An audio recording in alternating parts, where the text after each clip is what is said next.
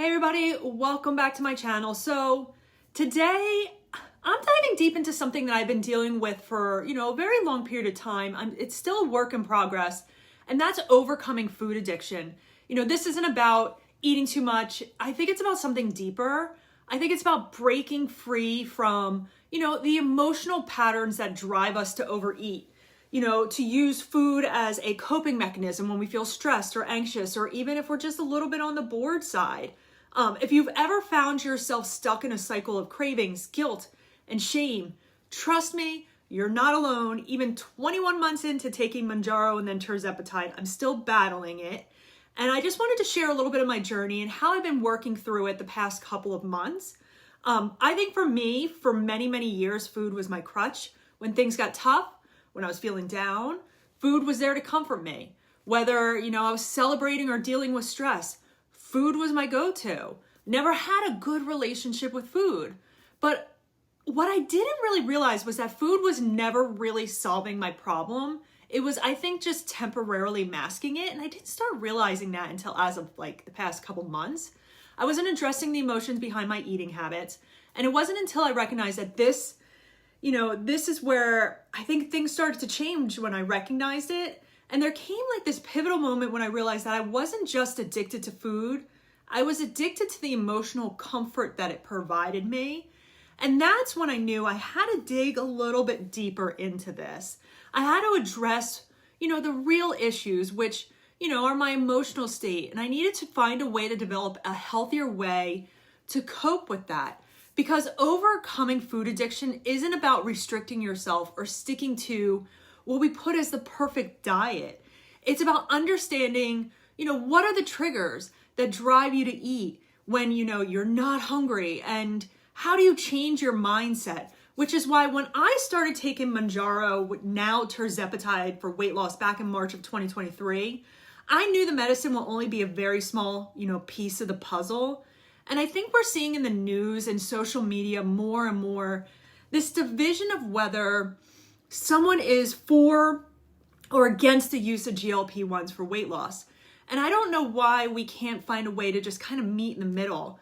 And I don't want to spend too much time a little bit off topic talking about my feelings on the media as of late, but I really do understand all sides of the debate.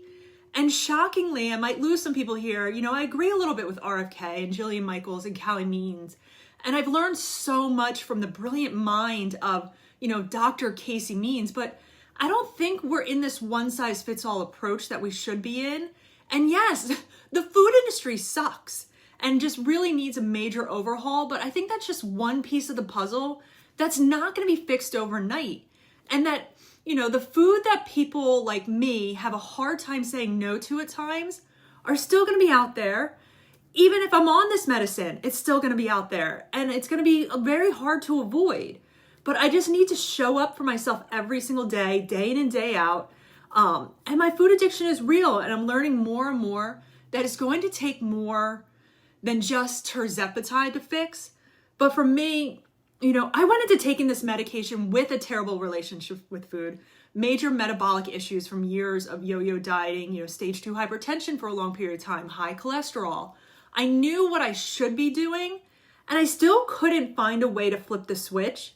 And sometimes it's I gotta act now. And I had this comprehensive approach to taking a GLP-1 that I believe truly got me to where I am at, 93 pounds down since March of 2023. But I think it was recently a podcast that I saw by Dr. Tina Moore that really spoke to me, that this medication can be used in lower doses. It's not a one-size-fits-all approach, but it can help kickstart what I'm calling a healing process to get the confidence needed to get, going. And while you continue to look for ways to improve your health, all because we're seeing that number on the scale drop. Our blood work is coming back in the right direction.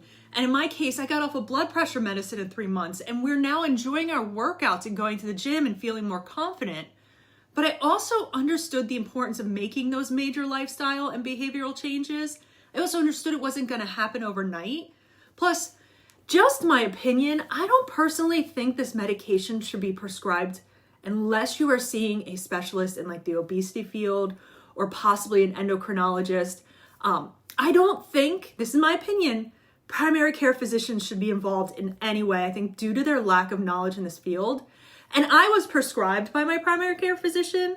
I only saw him a couple months for, weigh-ins and blood work. And he's like, good job, keep doing what you're doing. Didn't have any clue what I was doing. But I think, each of us getting prescribed a GLP-1 should have more oversight. And I'm sorry, I had to say it because I'm a former athlete, took a ton of nutrition and exercise science classes, and I'm still learning, but it takes more than just knowing those things. It's what triggers our behavior that needs the most amount of attention. And I don't think this gets talked about enough, but I want to get back to the overall topic of this video, and that is food addictions and trying to overcome them so that we can live this healthy life. And I think one of the first steps that I took was to focus on, adding healthy habits to my life instead of trying to cut out all the things that I loved. Instead of focusing on, I can't have that, I focused on what can I do for myself that would make me feel good and nourished today, meal by meal. I began exercising more regularly, meditating, and even just taking a few minutes each day to just check in with myself. I don't think it was about, this perfect plan or perfecting my life or my food choices. It was about creating new routines and habits that made me feel each and every day better about myself.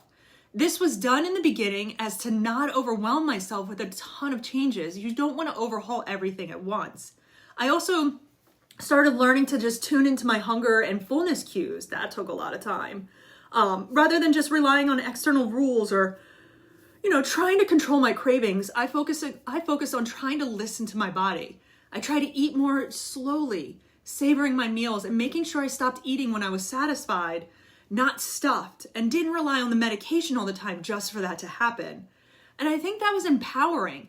It made me feel like I was finally taking control of my food choices, learning about portions, instead of just letting food control my every meal. But here's the thing. Even when you're working on yourself and making progress, it's not always going to be smooth sailing. There were definitely times where I slipped up. And let's be real with, I think it's time I gotta be real a little bit here, but one of the hardest moments came for me when I, just recently, had a bunch of sweets. And I think because of that, I'm now doing this video, but I'm talking about I had some big indulgences, Christmas desserts, comforting treats, and in some ways, I hate to use the word triggered me, but it did. And one bite, shouldn't hurt, but one bite turned into this whole day of obsessing about food. I kept thinking about, sugar and cravings more and more because I knew I spent the past 2 days just thinking about food or trying to overcome not eating that food, and I would then give in to the temptations. It's like, what's one more brownie? And then it turned into, I'm gonna have a piece of cake. And that was, I think, the wake-up call for me. And I don't want to be dramatic about one brownie or one piece of cake, but I realized how quickly old habits can resurface. The guilt, the shame, and the obsessive thoughts started to creep back in, and I felt stuck. And I was like, here we go, I'm gonna spiral. But here's what I learned through that experience recently, is that it is okay to slip up. It doesn't mean I'm a failure. And it doesn't mean I've ruined all of my progress. I didn't gain 93 pounds back in a day. But what really matters is what I did after the slip up. And I had to remind myself that I'm still this work in progress. And I'm still trying to break free from this food addiction. It's a journey. It's not a destination. And it really opened my eyes again at how quickly, even being on Tirzepitide, those bad habits can still creep back in if you're not constantly aware of it and working on it. Food's addicting. And I recently heard on a podcast that some top tobacco executives ages ago moved over to the food industry and they started to find ways to make food addicting so that when you think about it, we can't just sit down and have one chip or a handful of chips. We're eating the whole bag. And in some ways, because of that, it's hard for some of us to control our food impulses. And that is hard, I think for some people to understand the struggle I still face. And yes, I don't want you to think that it's all or nothing. And, it's all about to me, it's all about the quality of foods that we eat. And I really think at times we should be able to enjoy a brownie. But for me, I'm not there yet. It still triggers something that gets me to then be like, oh, what am I gonna have next? And I think I had to take a step back and acknowledge that I'm a human. I gave myself some grace, and I'm like, it's the holidays, I'm gonna bounce back. I didn't let that 2-day obsession define me. It stopped, I'm back on track, but I had to remind myself of all the progress that I've made and how far I've come and how much more further I need to go. And that's when I realized something important, like recovery is not about perfection, it's about progress. It's about taking that next step, even if you slip up along the way. And acknowledging it, I think, was really key for me, and not letting it linger for too long. But if you're watching this and feeling like you've had similar struggles, I want you to know that you're not alone. You're not. You don't have to be perfect, and slipping up doesn't mean you've failed. And slip-ups can still happen when you're on a GLP-1. But recovery from food addictions is a process. It's okay to take it one step at a time. The medicine isn't going to fix you for the rest of your life, but I think the key is to keep moving forward, even though it is hard to bounce back, is what I found. And I also want to share something that really helped me during that time. And I think it's one of the most effective strategies in my ongoing recovery. And it has been developing a stronger emotional toolkit. When I feel stressed, when I feel anxious, I try to turn to things that bring me comfort. I just recently started journaling. I'm talking to friends more about this. And sometimes I'm getting to go for a walk just to clear my head. I don't want food to solve my emotional problems. I'm finding different ways to cope with it. And I think that's a huge part of my healing. We just need to remember food addiction it's not a moral failing. It's a complex issue that requires patience, support, and compassion. And if you're struggling, don't be afraid to seek help or try new strategies. I'm forever trying to evolve and learn.